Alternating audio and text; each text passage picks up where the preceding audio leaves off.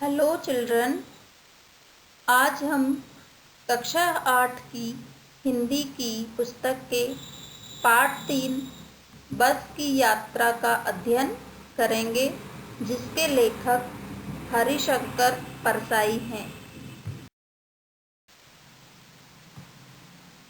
तो सर्वप्रथम हम पाठ का परिचय पढ़ेंगे। तो देखिए बच्चों, पाठ का परिचय। इस पाठ के द्वारा लेखक ने अपने व्यक्तिगत अनुभवों का बखान किया है। एक बार वे पन्ना जा रहे थे। बस बहुत ही पुरानी थी। इस सफ़र के अनुभवों के माध्यम से उन्होंने बताया कि यात्रा करते समय किन किन परेशानियों का सामना करना पड़ता है। साथ ही साथ उन्होंने परिवहन निगम की बसों की दशा पर भी व्यंग्य किया है। उन पर भी ताना मारा है कि सरकारी बसों की हालत कैसी है। तो बच्चों, अब आपको इस पाठ का सारांश बताती हूँ और पूरा पाठ पढ़ने के लिए मैं आपको एक PDF भेजूँगी। उसमें आपको पूरी कहानी मिलेगी। आप उसको पढ़ के और प्रश्नों के उत्तर हल कर सकते हो। प्रश्न उत्तर आपको वीडियो में भी हैं और PDF में भी मिलेंगे। तो देखिए सारांश। एक बार लेखक अपने 4 मित्रों के साथ बस से जबलपुर जाने वाली रेल पकड़ने के लिए अपनी यात्रा बस से शुरू करने का फैसला लेते हैं, किंतु कुछ लोग उसे इस बस से सफ़र ना करने की सलाह देते हैं। उनकी सलाह ना मानते हुए वे उसी बस से जाते हैं, किंतु बस की हालत देखकर लेखक हंसी में कहते हैं कि बस पूजा करने के योग्य है। मतलब उस बस की हालत बहुत ही खराब थी। नाजुक हालत देखकर लेखक के मन में श्रद्धा के भाव आ जाते हैं। इंजन के स्टार्ट होते ही ऐसा लगता है कि पूरी बस ही इंजन हो। सीट पर बैठकर वह सोचता है कि वह सीट पर बैठा है या सीट उस पर। बस को देखकर वह कहता है कि ये बस ज़रूर गांधी जी के आंदोलन के समय की है, क्योंकि बस के सारे पुर्जे एक दूसरे को असहयोग कर रहे थे। मतलब एक दूसरे का साथ नहीं दे रहे थे। कुछ समय की यात्रा के बाद बस रुक गई। पता चला कि पेट्रोल की टंकी में छेद हो गया है। ऐसी दशा देखकर वह सोचने लगा कि ना जाने कब ब्रेक फेल हो जाए या स्टीयरिंग टूट जाए। आगे पेड़ और झील को देखकर सोचता है कि ना जाने कब टकरा जाए या गोता लगा ले, मतलब कि झील में डूब जाए। अचानक बस फिर से रुक जाती है और वह आत्मगिलानी से भर उठता है। मतलब उसे अपने आप पर ही गुस्सा आता है कि वह विचार करता है कि क्यों मैं इस वृद्धा पर सवार हो गया, मैं क्यों इस बस में बैठ गया। इस प्रकार से वह अपने आप पर ही चिड़चिड़ाता है। आगे इंजन ठीक हो जाने पर बस फिर चल पड़ती है, किंतु इस बार और धीरे चलती है। आगे पुलिया पर पहुंचते ही टायर पंचर हो जाता है। अब तो बस सभी यात्री समय पर पहुंचने की उम्मीद छोड़ देते हैं तथा चिंता मुक्त होने के लिए हंसी मजाक करने लगते हैं।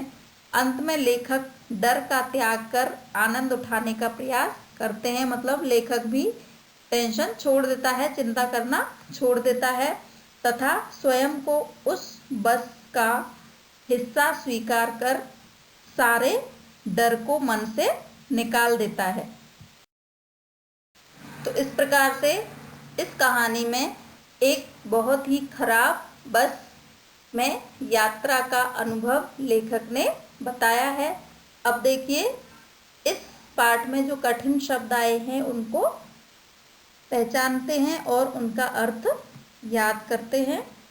हाजिर मीन्स उपस्थित, हिस्सेदार मीन्स भागीदार, नवेली मीन्स बिल्कुल नई, सविनय मीन्स विनयपूर्वक, तनाव मीन्स चिंता, उत्सर्ग मीन्स त्याग, बियाबान मीन्स सुनसान जहाँ कोई ना हो, गोता मीन्स डुबकी, तय करना मीन्स निश्चित करना, सफ़र मीन्स यात्रा, निमित्त मीन्स बहाना, रंक मीन्स भिखारी, प्रियाण मीन्स जाना, इत्मीनान मीन्स आराम, क्षीण मीन्स कमज़ोर, एकाएक मीन्स अचानक और लुभावने मीन्स सुंदर।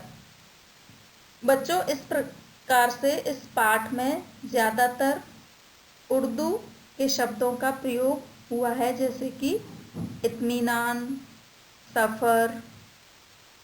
तो आपको इनका अर्थ याद करना है। ध्यानपूर्वक 2 से 3 बार इनको पढ़ के और इसका अर्थ याद करना है।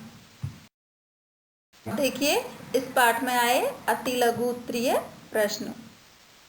लेखक और उसके मित्रों ने कितने बजे की बस से जाने का निश्चय किया?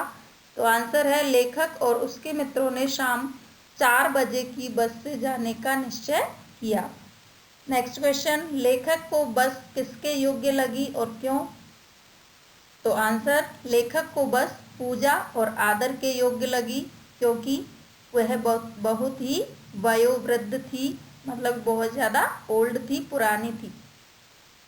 नेक्स्ट क्वेश्चन, लेखक व उसके साथियों के अतिरिक्त उस बस में और कौन सफ़र कर रहा था? तो आंसर है, लेखक व उसके साथियों के अतिरिक्त उस बस में लेखक की कंपनी और बस की कंपनी के हिस्सेदार भी सफ़र कर रहे थे। अब देखिए लघु उत्तरीय प्रश्न। लेखक इत्मीनान से सफ़र क्यों करने लगा? तो आंसर है, बस की हालत देखकर लेखक ने सोचा कि अब हम पन्ना कभी नहीं पहुंचेंगे। कोई उपाय न देखकर लेखक इत्मीनान से सफ़र करने लगा। नेक्स्ट क्वेश्चन, लेखक ने मार्ग के प्राकृतिक दृश्यों का वर्णन किस प्रकार किया है? तो आंसर है, लेखक मार्ग के प्राकृतिक दृश्यों का वर्णन करते हुए कह रहा है कि दोनों तरफ हरे भरे पेड़ थे जिन पर पक्षी बैठे हुए थे। नेक्स्ट क्वेश्चन, लोग खटारा बस से सफ़र क्यों नहीं करना चाहते थे? तो आंसर है, बस की जर्जर अवस्था के कारण लोग खटारा बस से सफ़र नहीं करना चाहते थे, क्योंकि वह बस कब और कहाँ खराब होकर बंद हो जाए इसका कुछ पता नहीं था। अब देखिए दीर्घ उत्तरीय प्रश्न। आंसर है नंबर 1 क्वेश्चन, सविनय अवज्ञा का उपयोग व्यंग्यकार ने किस रूप में किया था? तो आंसर है, सविनय अवज्ञा का प्रयोग व्यंग्यकार ने खटारा बस के चलने या चलाए जाने के संदर्भ में किया है।